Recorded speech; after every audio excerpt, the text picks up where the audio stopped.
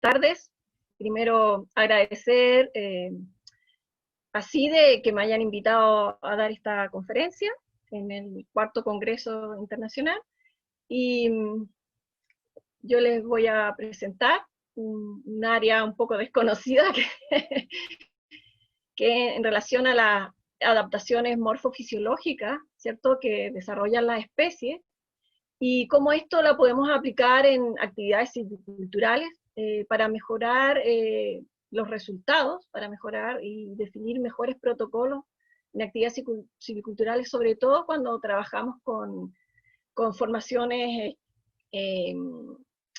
formaciones que están con alguna alteración, o cuando contamos con especies que están en peligro. Primero voy a hacer una presentación más general y posteriormente voy a dar ejemplos en relación a las formaciones que hemos evaluado en Chile, en la zona mediterránea, ¿cierto?, a través del programa de bosque mediterráneo, en el cual soy parte de ese grupo, y hemos presentado y hemos hecho estos diversos proyectos con la colaboración de muchos investigadores, profesionales y también estudiantes de la carrera de Ingeniería Forestal. Primero, es importante entender que la distribución de las especies vegetales, qué especie vegetal va a estar creciendo en un lugar y en otro lugar, eso va a depender, ¿cierto?, de la variación climática global, regional y local. Principalmente son los factores precipitación, que tiene que ver con la relación de contenido hídrico que hay en el suelo, disponibilidad hídrica que tienen las plantas, ¿cierto? Pero también en relación a la temperatura, ¿cierto? Variaciones de temperatura, principalmente las temperaturas extremas. Generalmente los modelos de cambio climático se hacen con los efectos que va a tener el cambio climático con temperaturas promedio, ¿cierto?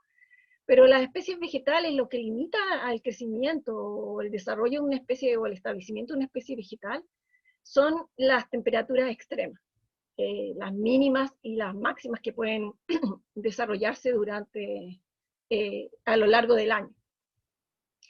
Pero también hay que considerar las características que tienen el suelo, ¿cierto? Las propiedades físicas, químicas y biológicas que tienen los suelos. Va variando, ¿cierto?, latitudinalmente, longitudinalmente y también altitudinalmente. Todos estos factores son los que van a estar determinando qué especies va a estar creciendo en un lugar y qué especies se va a poder establecer y desarrollar. Ahora, dentro de esto hay especies que pueden desarrollarse en un rango mayor de tipos de suelo y de condiciones ambientales. Y estas especies tienen una mayor plasticidad, ¿cierto? Son más plásticas.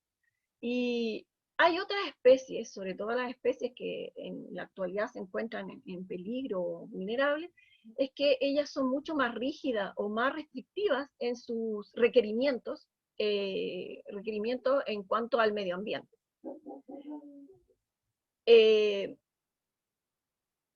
Estos factores limitantes que van ocurriendo, ya les sea las temperaturas máximas, mínimas, los periodos de sequía, si son muy prolongados, si son cortos, si son varios años seguidos, o si es un año, después pasan años lluviosos, todos estos son diferentes para cada especie. O sea, para una especie un factor puede ser limitante, pero para otras especies ese factor no es limitante, ¿ya?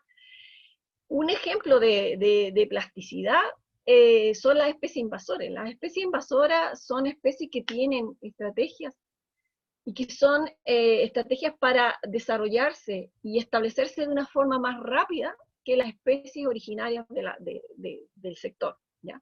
Pero también existen especies propias de cada país, especies nativas, ¿cierto?, que son plásticas y podemos encontrarlas en varios tipos de bosque o en varios tipos de clima. Entonces, el poder conocer y el poder entender cómo funcionan estas respuestas, cómo se gatillan, cuándo se gatillan, ¿cierto? Las respuestas morfológicas, las respuestas fisiológicas, e inclusive las anatómicas, cómo se van desencadenando frente a un factor ambiental limitante o un factor ambiental estresante, ¿cierto? Esto nos permite poder entender cómo son los mecanismos que estas especies tienen y cómo yo puedo, a través de conocer esos mecanismos, poder hacer un manejo más dirigido que nos permita, entonces, hacer un manejo que asegure o mejore, sobre todo cuando uno trabaja en restauración, que la actividad cultural va a ser en un principio y luego la vamos a poder abandonar. Ahora, todas estas respuestas que van desarrollando las especies frente a distintos factores climáticos que van ocurriendo, se han adquirido a través de generaciones y generaciones, o sea, varias generaciones, y esas son la adaptación que han tenido estas especies. Eso son modificaciones genéticas que van desarrollando distintos patrones de respuestas frente a un factor o frente a una actividad. Por ejemplo, las especies del bosque mediterráneo, ¿cierto? Dentro de un cierto rango, por supuesto, ellas están adaptadas a que en épocas de verano tienen un largo periodo de falta de precipitaciones, exceso de radiación y bajas temperaturas, y alta radiación. Entonces, estas condiciones, ellos han ido adquiriendo sus estrategias, sus respuestas, ¿cierto? Para poder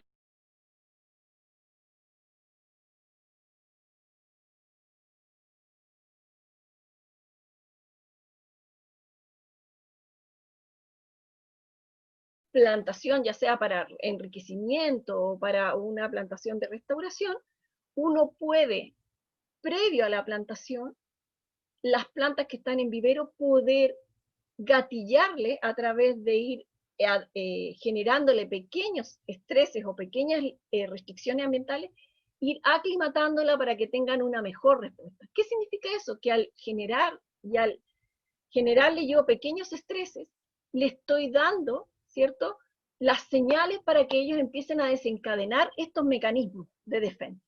Cosa que cuando uno lo lleve a terreno, ellas ya tengan estos mecanismos desencadenados y puedan seguir, ¿cierto? Y el estrés por la plantación y por las condiciones a las cuales se va a ver enfrentada va a ser menor que si uno las saca de vivero, donde están bien cuidadas, y las llevamos a terreno. Ahora, el conocer estas respuestas, el conocer cuál es la relación parte aérea, parte subterránea, qué necesidades de luminosidad necesitan, qué necesidades de riego necesitan, etcétera, cuáles son sus umbrales, ¿cierto? Nosotros podemos gestionar y hacer un manejo más integrado y más adecuado en función de lo que requiere esa especie. E incluso podemos, si estamos haciendo una restauración de un ecosistema, poder definir qué especie entra primero y qué especie entra después, ¿cierto? Y cómo las vamos a agrupar. En la actualidad, por ejemplo, aquí en Chile, cuando se hace una alteración a un ecosistema por alguna actividad productiva o porque se genera o alguna actividad de necesidad de la ciudad, ¿cierto? De la población, eso se tiene que compensar, se tiene que retribuir esto en algún área deforestada. Entonces, generalmente lo que se hace se aplica sistemas de riego, plantación, pero se aplica sistemas de riego homogéneos. Por lo tanto, y se plantan las especies cuadriculadas y a veces sin definir qué grupo de especies deberían estar, por ejemplo, en un sector que tiene un cierto riego y qué otras especies poner en otro sector, como para asegurar que ese riego no va a desacostumbrar a la especie o la va a mal acostumbrar a un nivel hídrico que ella no está adaptada y que después cuando le quitemos la parte hídrica o cuando se exponga a las condiciones naturales, no sea capaz de sobrevivir, ¿ya? Esa es la importancia de ir conociendo cuáles son estos umbrales que necesitan o que tienen estas especies frente a ciertas limitaciones ambientales. En Chile, la zona mediterránea principalmente, como les decía, es la sequía en verano. Y en estos últimos años ha habido una sequía prolongada de varios años en que ha habido bajas precipitaciones, que no se logran los montos mínimos de precipitación. Y se están viendo los estragos en los bosques naturales. Entonces, ¿cómo funcionan las plantas? Las plantas, ¿cierto?, con las condiciones ambientales, naturales que existen, ¿cierto?, van generando la energía química o los fotosintatos, ¿cierto?, que se genera a través de la fotosíntesis, y esa energía es la que pueden utilizar para transformar energía metabólica y poder desarrollar, ¿cierto?, la parte vegetativa y la parte reproductiva. Pero estos factores uno los puede manejar a través, o los puede alterar a través del manejo, ¿cierto?, y también a través de los estreses ambientales, ¿ya? Algunos que son antrópicos como la polución, ¿cierto?, y otros que son naturales o que van ocurriendo porque ya modificamos a tal nivel que estamos existiendo un cambio global, un cambio climático, ¿no? ¿Qué es importante? La genética de la especie, porque la genética de la especie es la adaptación que ellos han adquirido. Estos cambios no son instantáneos, estos cambios requieren más de una o dos generaciones. ¿Qué es lo que está pasando en la actualidad? Que los cambios del clima, en cuanto a montos de precipitación, están siendo tan rápidos que muchas de las especies no logran, por la cantidad de años que se demoran en crecer. Por ejemplo, nosotros tenemos especies que viven más de 500 años o más. Entonces, no logran tener generaciones que vayan adquiriendo estas nuevas adaptaciones. Y están siendo afectadas por el cambio climático. Pero también es importante el estado fisiológico. El estado fisiológico tiene relación con la sanidad, ¿cierto? Si está sano, está enfermo, igual que uno. Si uno está sano, es más resistente a ciertas enfermedades. Si uno ya está enfermo, la enfermedad, otra enfermedad te puede afectar mayormente. Lo mismo en las especies vegetales. Si están siendo afectadas, por ejemplo, por desfoliación, y viene un estrés hídrico o viene otro estrés, ellas van a tener menor capacidad para responder y para tolerar ese nuevo estrés. Y también es diferente si hablamos de especies, de una plántula pequeña que lleva pocos días de germinación o lleva 3 años, o un árbol adulto. Posiblemente un árbol adulto pueda resistir mejor o tenga más reservas, ¿cierto?, para poder enfrentar un periodo largo y repetitivo de algún estrés, ¿ya?, que una plántula pequeña. Entonces, esas consideraciones hay que tener cuando uno está haciendo el manejo, y por qué es la importancia de poder conocer cuáles son estos umbrales, cuáles son estas respuestas de las especies.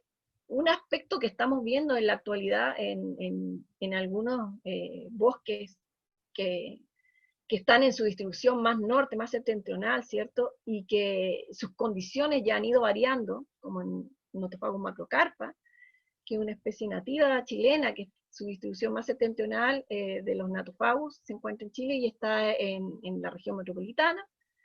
Ellos, después de la glaciación, tuvieron como estrategia el escapar hacia las cumbres de los cerros, porque allí tenían las condiciones de precipitación, de nieve y de temperatura. Entonces están en las alturas, en la cima de los cerros, están ocupando 2000, 2200, pero ya no pueden seguir subiendo, y quedaron aisladas en cuanto a espacios longitudinalmente. Entonces, son poblaciones fragmentadas, ¿cierto?, y aisladas. ¿Y qué es lo que estamos observando en la actualidad? Como no tienen las condiciones para generar la cantidad de energía, ¿cierto?, de energía química que necesitan para poder generar los dos desarrollos, hemos tenido que los ciclos de semillación, que eran 2 a 3 años, ahora se están ampliando incluso a 5 años sin tener presencia de frutos y semillas, ¿ya? Esto es un problema porque tenemos problemas para poder generar individuos nuevos y poder restaurar estos ecosistemas o mantener el ciclo natural de estos ecosistemas. Entonces, nosotros, estas características, ¿cierto?, morfológicas, fisiológicas de las especies y el ciclo de vida están siendo modificadas, ¿cierto? Son modificadas por las condiciones ambientales locales, regionales y locales, que se han ido desarrollando, y también por el ser humano, ¿cierto?, por efectos antrópicos. El efecto del ganado, el efecto de las intervenciones de actividades mineras, la parte agrícola, etc. Entonces, y el manejo que nosotros aplicamos también. Entonces, el conocer todas estas herramientas, que son diversas, ¿cierto? Desde que lo que hacemos normalmente o lo que se hace, el crecimiento en diámetro y altura, que son respuestas lentas, que si una planta está estresada, su respuesta en crecimiento, una planta adulta en crecimiento, lo va a dar, o lo vamos a dar cuenta, no en un año o en 2 años, a lo mejor nos vamos a dar cuenta tardíamente, que si evaluamos variables fisiológicas como potenciales hídricos o fotosíntesis o fluorescencia. Estas son respuestas más instantáneas, respuestas que nos pueden estar diciendo, si es que uno sabe los umbrales de las especies, nos pueden estar diciendo, esta especie está sufriendo este estrés, por ejemplo. Entonces podemos definir qué manejo hacer, qué podemos hacer para aliviar ese estrés, y sobre todo cuando trabajamos con especies que son vulnerables o que están en peligro de extinción, ¿ya? Y en ecosistemas muy, muy, muy degradados. Tenemos diversas herramientas, incluso el analizar cómo la distribución de las raíces son superficiales, son profundas, tienen una masa superficial, masas profundas. Eso nos ayuda a definir, por ejemplo, dónde aplicar el riego, cómo aplicar el riego, a qué profundidades, etc. Entonces, conocer la anatomía, cómo cambia la anatomía, por ejemplo, cuando abrimos los doseles, y a lo mejor nos excedimos en abrir un dosel, ¿qué le estamos generando? Y ese cambio anatómico, ¿qué implica en la planta? ¿Qué implica? ¿Qué cambios implica en la actividad fotosintética? ¿Qué cambios implica en la transpiración? Etc. ¿Ya? Ahora, ¿cómo conocer esos umbrales? Para poder definir mejor los tratamientos, debemos conocer los umbrales para cada especie. Entonces debemos partir por ensayos más controlados, donde uno pueda tener claramente controlado las condiciones ambientales, y podemos entregarle el estrés o la limitación que queremos evaluar, y identificar cuál es el umbral o cuál es el factor, cuál es el punto crítico en el cual ya no hay una vuelta atrás, sino que la especie puede llegar a morir. ¿Ya? Entonces, estos son los umbrales que nos sirven. El óptimo, sí, es bueno saber cuál es el óptimo para la especie, pero las especies siempre van a estar sometidas a algún nivel de estrés a lo largo del año. Entonces, esos son los umbrales que debemos saber. Y cuando trabajamos en sectores degradados, o cuando trabajamos con especies que están en extinción y que son muy restrictivas en sus condiciones, o que su hábitat fue ya muy modificado, debemos conocer esos umbrales para poder hacer un buen manejo, para poder definir un protocolo que nos vaya a asegurar o mejorar los resultados, que tampoco nada se puede asegurar, pero que nos pueda mejorar los resultados de respuesta, y también que nos pueda disminuir los costos después de abandono de estas actividades culturales. Porque en un bosque, ustedes pensaban que es inviable poder hacer un riego ad eternum. Tenemos que en algún momento abandonar el riego. Entonces, estos riegos son al inicio y se van disminuyendo. Pero ¿cómo podemos hacer eso? ¿Cómo podemos hacer esa disminución del riego? Bueno, a través de conocer cuáles son esos umbrales. ¿Cómo las conocemos? A través de estos estudios más controlados, donde podemos evaluar los potenciales hídricos, la fotosíntesis, la fluorescencia, ver la relación parte aérea, parte subterránea, qué es lo que pasa, qué cambios ocurren entre una planta con con condiciones óptimas para ella y con condiciones restrictivas. con condición restrictiva hídrica, o con condición restrictiva de exceso de radiación, etc. Porque esos son lo que vamos a encontrar cuando llegamos a un terreno degradado. Cuando llegamos a un terreno degradado, no solamente a veces encontramos incluso que el suelo hay pérdida de suelo. Entonces también debemos evaluar esos aspectos. Luego de tener esos umbrales, es bueno también evaluar en terreno cómo se modifican esos umbrales, o si se amplían un poco, o si se reducen, o si las especies tienen la misma respuesta que cuando hicimos los estudios en vivero, ¿cierto? Y evaluar en ese aspecto qué pasa con la regeneración, qué pasa con los árboles juveniles, qué pasa con los árboles adultos, porque van cambiando sus tolerancias, van cambiando sus capacidades de responder. ¿Cómo es la relación en terreno de la parte aérea, parte radicular, en una regeneración o en una plantación que hicimos? ¿Cómo es la distribución de las raíces? ¿Cómo se distribuye las raíces en ese terreno? Por ejemplo, en este caso es del sur, un suelo volcánico, ¿cierto? Y tenemos una cierta cantidad de una capa de ceniza, en el cual es muy compacta y no todas las raíces logran penetrar de todas las especies. Entonces, hay árboles que sus raíces son muy superficiales. ¿Y qué es lo que estaba ocurriendo? Que había caída de árboles. Entonces, hubo que analizar cuáles son las especies que había que poner en ese sector que pudieran penetrar esa capa impermeable o más sólida para que pudieran tener un sustento cuando fueran adultos. Y en el bosque también se pueden medir variables fisiológicas como fotosíntesis, fluorescencia, potencial hídrico. Existen instrumentos. Nosotros, por ejemplo, cuando medimos fluorescencia o fotosíntesis, podemos saber si están existiendo alguna restricción, algún daño en el fotosistema. El daño que genere en el fotosistema, el exceso de radiación, porque abrimos mucho el dosel, o porque está demasiado estresada hídricamente y no logra enfriar las hojas, esto va a tener como consecuencia menor fotosintatos. Al tener menos fotosintatos va a tener menos recursos para poder desarrollarse, crecer, formar flores, frutos, dependiendo del objetivo que tengamos. Generar madera, etcétera, dependiendo de qué objetivo tengamos para ese bosque.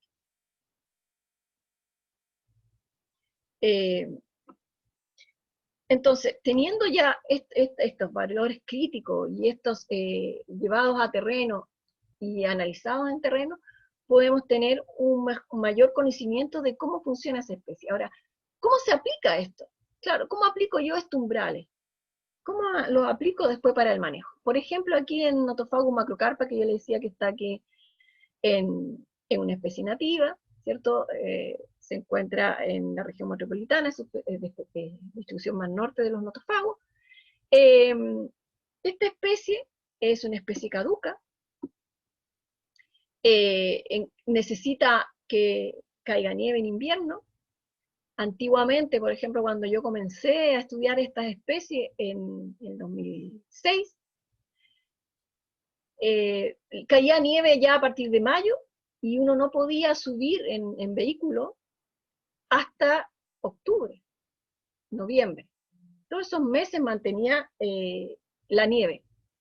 Y en estos últimos años ha existido a veces años en que no ha caído nada de nieve y uno en julio, que es en invierno acá en Chile, ¿cierto? Podemos estar analizando los individuos subiendo ya con vehículos porque no hay nieve. Entonces, esos cambios, ¿cómo los afectan? Los afecta porque ellos son especies, ¿cierto? Cuando uno mide el potencial hídrico, este es el potencial hídrico a prealba. ¿Por qué medimos el potencial hídrico a prealba? Porque el potencial hídrico a prealba nos dice cuándo una especie, o sea, si la especie se recuperó durante la noche, todo el agua que perdió a través de la fotosíntesis, o sea, a través de la transpiración durante el día para poder hacer intercambio gaseoso, fotosíntesis, etc., para enfriar sus hojas, si ella logró recuperar el agua que perdió durante el día. Al mediodía es normal encontrar potenciales hídricos de menos 1,5, menos 2, va a depender de cada especie. pero a prealba un valor óptimo, ¿cierto? Para la especie, debería ser, la especie de bosque debería ser 0,5, 0,6, 0,7. Hay algunas especies más hidrófilas que 0,2. Esos son sus potenciales hídricos óptimos a prealba. Entonces, si uno lo mide un día y lo vuelve a medir una semana después y vuelve a tener esos valores óptimos, significa que esa especie está en buenas condiciones hídricas. Pero si uno lo mide y después lo vuelve a medir y ve potenciales inferiores o sea, más negativos que menos 1, menos 1,7, menos 2 para otra especie, menos 4 para otra especie, va a depender de cada especie. Eso nos está indicando que ella no está logrando recuperar el agua que ha perdido durante el día, cuando abre sus estomas. ¿Okay? Entonces, esta especie, ¿qué observamos? Observamos tanto en vivero como en bosque, que cuando llega a un valor de potencial hídrico de menos 1,7 megapascales, es un valor en el cual es crítico para ella. ¿Por qué? Porque ella no deja que este potencial vaya a ser más negativo. ¿Qué es lo que pasa cuando llega a ese potencial? Ella automáticamente adelanta la caída de hojas. ¿Qué hemos observado? Hemos observado algunos años de baja precipitación. Generalmente Nothofagus mantiene sus hojas, ¿cierto? El otoño aquí en Chile a fines de marzo, principios de abril, el otoño empieza a ponerse las hojas rojas, amarillas y empiezan a caer. Pero hemos notado en Robles Santiago que a veces en febrero, a inicios de febrero, fines de enero, por la restricción hídrica que tiene, empiezan a eliminar sus hojas. Empiezan a poner las hojas rojas y empiezan a eliminar, como un mecanismo de escape frente al estrés hídrico. ¿Por qué? Porque este potencial les gatilla la señal de que ellos no pueden seguir con hojas, porque no pueden seguir transpirando y no pueden seguir manteniendo sus hojas, porque se empieza a ocurrir un estrés oxidativo. El estrés oxidativo es destrucción de los fotosistemas, y esta destrucción va entonces va destruyendo las hojas y al final lo que hace es que el árbol decide eliminar hojas y no mantenerlas. ¿Qué consecuencia tiene eso? Que la planta tiene 2 meses menos de producción de fotosíntesis, menos de recursos, por lo tanto tiene menos recursos para crecer vegetativamente y para generar crecimiento reproductivo. Que a la larga, si esto se repite en muchos años, lo que ha ido ocurriendo es que van muriendo algunas cepas. ¿Cómo podemos aplicarlo esto entonces en el manejo? Bueno, extracción, raleo de cepas. No con fines productivos, sino que un raleo con extracción, tanto raleo de la cepa como entre cepas, de definir cuáles son los rangos en los cuales este raleo nos permite que ellos contengan un contenido hídrico en el cual por lo menos no elimine las hojas hasta que llegue el otoño y pueda acumular cantidad de reserva para que ella pueda entonces generar flores y frutos y semillas, para poder tener propágulos para el futuro. ¿Qué otra aplicación la podemos tener? Es cuando empezamos a decidir qué plantas ponemos, qué plantas de Nothofagus, por supuesto. Este es un bosque monoespecífico, solo existen árboles de Nothofagus y algunas herbáceas y pocas arbustivas. Casi es un bosque puro de Nothofagus, macrocara.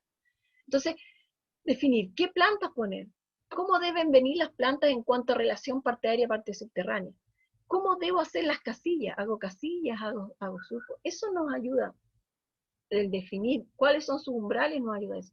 Cuándo y cuánta agua aplicar. Aplicar un exceso de agua no es bueno.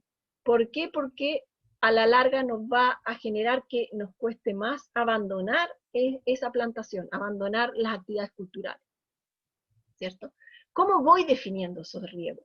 Una vez que realizo las plantaciones, voy realizando evaluaciones de potencial hídrico, y con los potenciales hídricos, como yo sé que ellas no soportan más allá de 1,7, trato de que los potenciales hídricos, cuando lleguen a 1 o 1,2, yo aplico un riego. y no vuelvo a aplicar riego hasta que no vuelva de nuevo a necesitarlo la planta a ese nivel. Podría yo aplicar mucho más y aplicarlo siempre, pero eso nos va a llevar a que no podamos abandonar nunca esa plantación, ¿ya?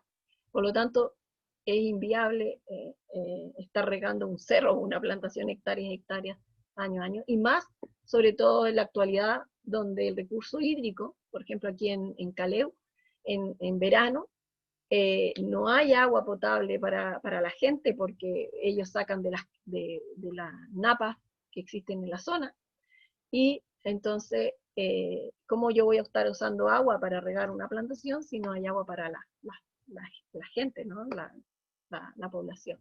Entonces, debemos hacer un manejo equilibrado y dirigido para poder hacer un buen uso de los recursos existentes y para aumentar la probabilidad de éxito, ya sea de esta plantación o, eh, de que siga existiendo esta formación. Ahora, va a llegar un momento, a lo mejor, que en algunas formaciones vegetales haya que decidir que en realidad ya no pueda estar presente esta especie y vaya a ser reemplazada, por ejemplo, que lo que observamos voy a retroceder un poco para mostrarle no sé, aquí, que el mismo Cerro Roble, esos son los notofagos en otoño. ¿Qué es lo que estamos viendo aquí en la zona del límite de crecimiento, tree line, que le llaman en inglés? Estamos viendo que el bosque esclerófilo es el que va subiendo y el Nothofagus macrocarpa va perdiendo cobertura y se va abriendo, ¿ya? O sea, a la larga, a lo mejor, en esta distribución más norte de esta especie, va a ir desapareciendo, si es que no rápidamente vuelve a existir eh, precipitaciones en forma de nieve, o los ciclos de sequía no son tan prolongados como están ocurriendo en la actualidad aquí en Chile. Otro ejemplo que tenemos es en el bosque esclerófilo, formaciones de bosque esclerófilo, donde esta también es una foto, pero aquí de un bosque esclerófilo, donde tenemos quillay, pelmo, boldo, maitén, molle, se parece que es maitén. Pero también sabemos que está degradado, ¿por qué? Porque tenemos un espino. El espino no es una especie que en forma natural esté bajo estas coberturas. Entonces, cuando se empieza a abrir y cuando hay ganado que trae las semillas, empieza a surgir el espino. Y también vemos que hay una cactácea que tampoco es parte de este bosque esclerófilo. Esto es un bosque esclerófilo. Pero, ¿qué es lo interesante de aquí? De que estas especies, Peumo, Quillay, Quillay, Quillaja saponaria, Cryptocaria alba, Peumo, Peumo boldo, el boldo, Litre, Litrea cáustica, Molle, y otras especies están conviviendo en un mismo hábitat, pero cuando uno hace el análisis de los umbrales, vemos que ellos tienen estrategias y umbrales distintos, y tienen estrategias distintas para poder estar en un mismo ambiente, hábitat, y no tener competencias con otras o ser lo suficientemente, captar los recursos que los otros no pueden captar. Por ejemplo, aquí este ensayo en vivero para ver los umbrales, ¿cierto? Umbrales frente a restricción hídrica. Tenemos plantas con riego, plantas con restricción. Este es solamente el periodo de máxima restricción. La restricción se va dando en forma paulatina cuando uno hace estos ensayos. Porque el efecto de un estrés está dado por la duración del estrés, cuán intenso, en cuánto tiempo se genera ese estrés, ¿cierto? Y qué tipo de estrés es. Entonces nosotros generalmente tratamos de hacer un estrés paulatino que abarque por lo menos enero y febrero, que es los meses de mayor restricción hídrica en estos bosques mediterráneos. Entonces, tenemos las especies, ¿cierto? Que yo estaba hablando que compartían hábitat, tenemos especies bien regadas, especies estresadas, el contenido hídrico del sustrato, ahí dice maceta, pero es del sustrato, cuánta agua tenían, ¿cierto? El potencial hídrico de la especie, a prealba, el contenido hídrico de la planta prealba y la relación parte aérea, parte subterránea. Entonces, ¿qué es, por ejemplo, para Quillay alcanza con potencial hídrico de menos 3,7 cuando tiene un contenido de un 30% de humedad en el sustrato. Ese es un punto, ese 3,7 para esta planta de 2 a 3 años ya es crítico y hace que tenga estrategias de escape. Antes de llegar a 3,7 tienen una estrategia de ajuste osmótico, pero llegando a un punto crítico ella ya no es capaz de hacer ajuste osmótico y prefiere eliminar hojas. ¿Qué otra cosa interesante es? Ajuste osmótico, por eso mantiene un contenido hídrico de los tejidos altos, y la relación parte aérea, parte subterránea, cuando están bien, ella crece más la parte aérea que la parte radicular, ¿cierto? Cuando están sometidas a restricción hídrica, esto cambia porque pierde parte de la parte foliar, pero además incrementa mayormente el desarrollo radicular, tratando de buscar áreas donde exista depósitos de agua. ¿Qué diferencia tiene con Peumo? Peumo, por ejemplo, cuando tiene un contenido hídrico de 10% más que Quillay, tiene un potencial hídrico crítico para ella, de menor al potencial hídrico menos negativo que el de Quillay, ¿cierto? Con un menor contenido de agua, y ella es más rígida. Ella es más rígida, no cambia la relación parte aérea, parte subterránea. Y vamos a ver también que es rígida en cuanto a qué tipo de hojas pierde a este nivel, cuando llega a estos niveles críticos. Boldo, por su parte, con Litre llegan a contenidos hídricos mucho más inferiores que los otros, a 19% de contenido. Y ellos pueden seguir, llegan a su punto crítico con potenciales hídricos de menos 3,9 y menos 4,1. Más negativos que los otros, pero con unos contenidos hídricos de inferiores en 20% que el Peumo, ¿ya? ¿Qué otra observamos? Litre mantiene, cuando está bien regado, tiene más desarrollo de la parte aérea que la parte radicular, y cuando se ve restringido, eso cambia drásticamente.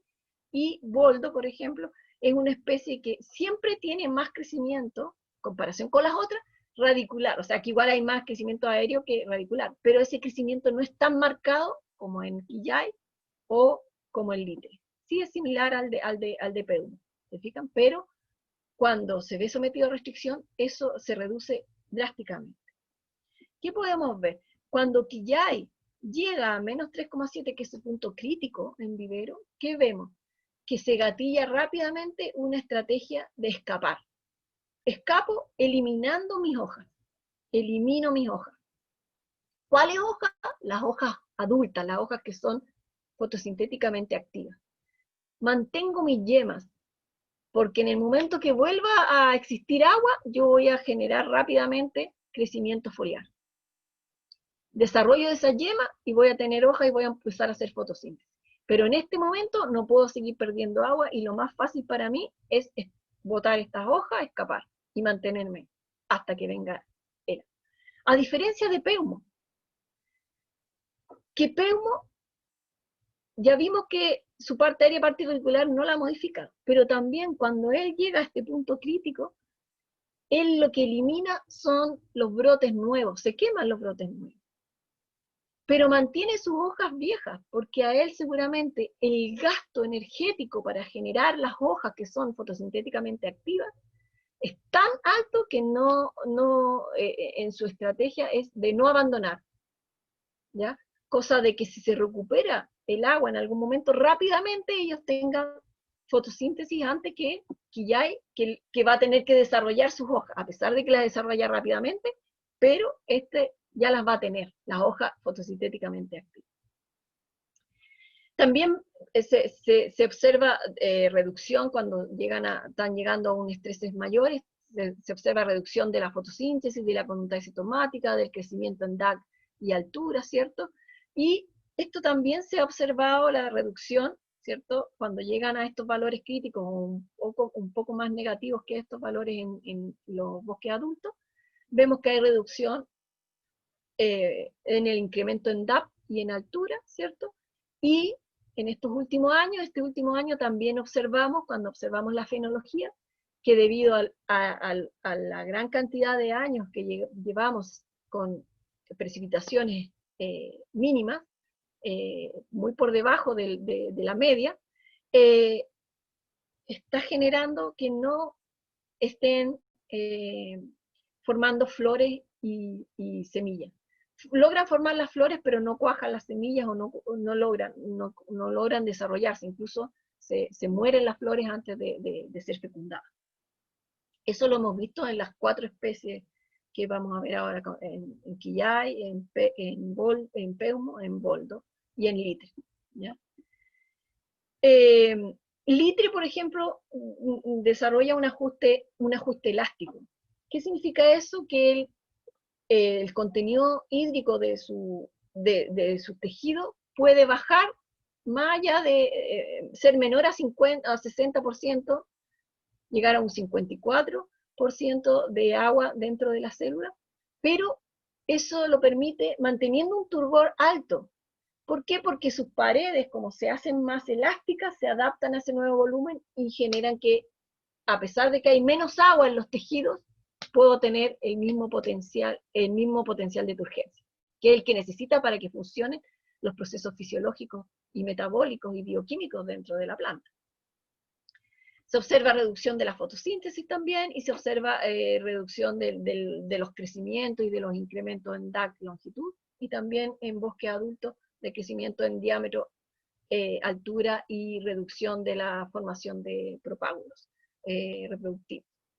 Litre hace ajuste osmótico, que es concentrar más solutos, mantengo mi contenido de agua alto, sobre el 70%, y a través de concentrar muchos solutos. A pesar de que mi potencial hídrico es más negativo que el de Volt, ¿ya? Pero mi contenido de agua interno es más alto. ¿Por qué? Porque yo hago ajuste osmótico y él hace ajuste elástico. ¿Eh? ¿Qué aplicación tiene esto? Bueno, aplicación en nuestros sectores degradados. Este es un sector muy degradado. Aquí se debería hacer primero o en conjunto manejo también del suelo, en un suelo granítico, entonces con las lluvias o con el viento se pierde rápidamente, ya hay cárcava en un sector cultivado agrícolamente. Entonces, ¿cómo yo lo puedo aplicar? Bueno, sabiendo estos umbrales yo puedo decidir qué especies poner, cómo deben venir esas especies, qué relación parte aérea, parte subterránea deben tener, cómo debo ir integrándolas, cuáles pongo primero, cuáles van a tener que venir después para generar el bosque esclerófilo que yo quiero, o el bosque objetivo que yo quiero. ¿Dónde las ubico? Bueno, las ubico, a lo mejor algunas voy a tener que ubicarlas si es que hay algún arbusto detrás de los arbustos, en exposición, en la exposición del lado sur de los arbustos, porque en Chile el norte es más seco y el sur es más húmedo, ¿cierto? Para mejorar el estado hídrico, o a lo mejor voy a tener que no solo poner, por ejemplo, protección contra lagomorfos, sino que voy a tener que poner una malla Rachel o un shelter o un tubex, ¿cierto? Para proteger y reducir, por ejemplo, en estos sectores más abiertos, reducir la radiación, porque son más sensibles a la radiación, a través de medir potenciales hídricos, puedo definir en qué momento aplico un riego, cuánto riego aplicar, ¿cierto? Y en qué momento dejo de regar. Y cómo voy a, después en el año siguiente, en el segundo año de la plantación, cómo voy disminuyendo esos suplementos de riego hasta llegar a abandonarlos. Y a pesar de abandonarlos, que estas plántulas logren establecerse y logren seguir desarrollando. Esas son aplicaciones, pero también la podemos aplicar en el manejo, ¿cierto? Aquí en Peumo boldo, cepas de boldo, ¿Qué podemos ver en estas cepas adultas, cierto? El boldo se utiliza para productos no madereros, se obtienen las hojas para poder obtener compuestos químicos, saponina y otro boldina, perdón, saponina no, boldina, saponina en el quillay, perdón, boldina, algunos ascaridoles que sirven de insecticida, etc. Entonces, cuando estas especies están muy restringidas hídricamente, ¿qué podemos hacer? Disminuir la competencia dentro de la cepa, aquí es una corta de la cepa, pero también eliminar parte de la vegetación que se ha ido secando entre cepas, ¿ya? Y dejar menos vástagos y permitir que esos vástagos logren tener los recursos hídricos como para mantener la producción fotosintética y poder mantener los vástagos que dejamos y no que exista mortalidad de vástagos. Esa es una aplicación puntual que podemos, o sea, una aplicación que podemos dar en función de ir midiendo los potenciales hídricos, solo con medir los potenciales hídricos, que son medidas instantáneas, medidas en que uno las puede medir, son fáciles de medir, y uno puede saber inmediatamente cómo está la planta. Aquí en la zona mediterránea, ese es uno de los aspectos más limitantes para las especies, y se ha ido incrementando en estos periodos con el cambio climático. ¿Qué hemos observado, por ejemplo, en este año, a fines del año pasado, cuando todavía podíamos ir a terreno? Observamos que llegó a tanto la sequía que los roedores empezaron a carcomer los fustes para sacar agua de los fustes, porque ya no habían pasto, ya no habían especies herbáceas, entonces ¿qué? Empezaron a carcomer los fustes, ¿sí? Y empezaron a sacar el agua de los tejidos vivos que tiene el floema, que tiene estos individuos. Entonces, en base, este es el roble que yo le decía, ¿no? Los robles de Santiago en otoño, 2.200 metros de altura, está desde los 1.000 hasta los 1.200, pero ¿qué es lo que estamos observando? Que las especies esclerófilas van aumentando y van subiendo y van reemplazando. Todo lo que se ve más verde no son Nothofagus macrocarpa, porque el Nothofagus macrocarpa pierde su hoja, es una especie caduca. La quillá y pedemulite son de hojas persistentes o perennes, y ellos van, ¿cierto? Como las condiciones van desapareciendo, si uno ve, se va perdiendo. Roble Santiago, que solamente está en la exposición sur de estos cerros, la exposición norte, si vemos la otra exposición, no hay roble de Santiago. Observamos que entonces el bosque esclerófilo ha ido subiendo. En esta zona también encontramos palma chilena en algunos sectores, de algunas quebradas y algunas exposiciones más protegidas. Entonces, ¿qué podemos concluir? Podemos concluir que conocer y entender cómo funcionan estas respuestas, cuáles son estas respuestas, cuáles son nuestros umbrales para nuestras especies que están con problemas de desarrollo, de crecimiento, de establecimiento, ¿cierto? Nos permite poder definir los protocolos, mejores protocolos que nos vayan a aumentar la probabilidad de éxito de nuestra actividad silvícola con el fin de restauración o conservación de estas especies que están vulnerables, en peligro, o de estas formaciones que fueron degradadas. Un aspecto importante que está ocurriendo ahora en la actualidad es la fragmentación debido a la actividad humana, la fragmentación de nuestro ecosistema. Que aparte de la fragmentación de nuestro ecosistema, aparte del problema de que a lo mejor en ese pequeño fragmento que quedó, en esa pequeña isla que quedó, se están reduciendo o están cambiando las condiciones ambientales.